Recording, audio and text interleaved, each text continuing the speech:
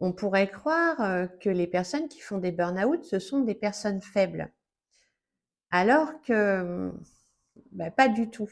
Justement, ce sont des personnes qui ont été fortes trop longtemps et qui ont fini par s'éteindre parce qu'elles se sont pas écoutées, elles ont voulu forcer, et elles ont peut-être défendu parfois même des valeurs qui ne sont pas du tout défendues par la plupart des personnes dans la société.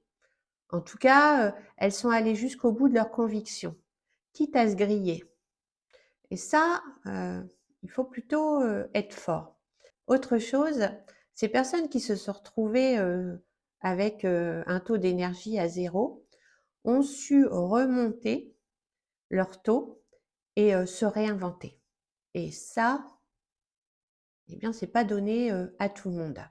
C'est-à-dire que quand tu fais un burn-out, vraiment, tu te retrouves dans, tu sais plus qui tu es.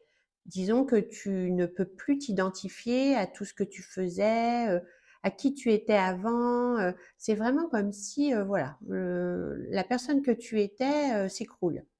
Donc tu te retrouves dans un espace sans rien. En fait, tu sais pas où tu es, tu es complètement perdu, hein. C'est vraiment une période très floue, le burn-out. Et là, tu te retrouves avec une page blanche. Tu as toujours tes valeurs, donc tu ne veux plus retourner dans un système qui va pas nourrir tes valeurs.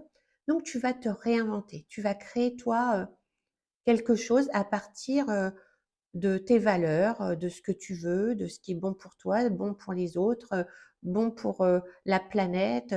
Tu vas recommencer à zéro.